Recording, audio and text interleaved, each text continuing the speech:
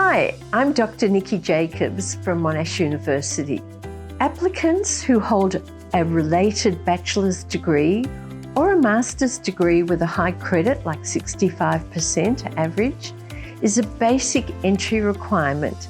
And if you have 2 years of full-time relevant work experience, like social work, education roles that include significant counselling services, it'll be an advantage. Since different universities have very different grading scales, every application will be reviewed on a case-by-case basis. So please talk to Kaplan course consultants to help you with the admission. In Australia, graduates are eligible to apply to be a member of a professional counselling association such as ACA or PACFA. And although you do not need a licence to practice in Australia and for most countries in the world, you can get more job postings if you are a member of a professional organisation. But keep in mind, this is not required but a choice that you can make.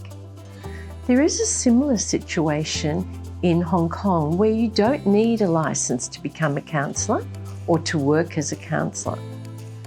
Graduates are eligible to apply as a member of a Hong Kong local association, like the Hong Kong Professional Counselling Association or the Hong Kong Society of Counselling and Psychology.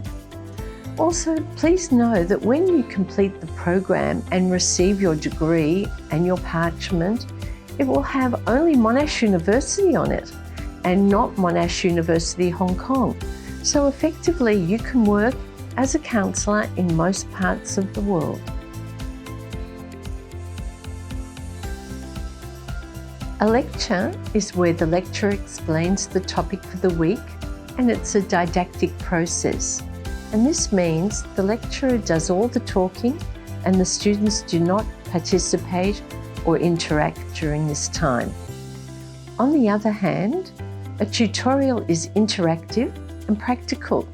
So aspects of the topic for the week will be discussed and activities performed such as role plays. The whole placement comprises 200 hours, of which 100 hours are considered contact and the other 100 hours as non-contact. Contact hours include face-to-face sessions with clients and also some telehealth, which can be online sessions or phone sessions, just as examples. Meeting with a supervisor or writing your case notes and so on are considered as non-contact hours. And if by chance you have difficulty completing the placement in time, you can apply for an extension or re-enroll in your placement unit again. If by chance you find a placement centre that doesn't have a professional supervisor, Monash will provide one for you at no cost, but of course you may locate one locally if you prefer. Also, Monash has a dedicated placement team to help you throughout your placement, and students don't have to worry about not knowing where to start. They are there to support you throughout your placement. Lecturers all report that Hong Kong students are very committed to their studies and do very well in the program. Also, students have reported finding the program very helpful for their work after they complete the program.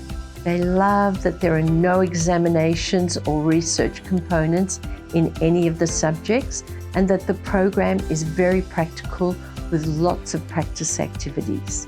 Monash University will assign each student an ESA, which is an Education Success Advisor. And this person is the same person that stays with you throughout the program and will assist you with any questions or issues that you may have.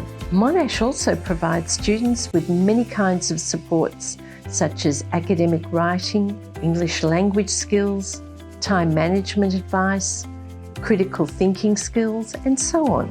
Students also have access to Monash's extensive library and librarians.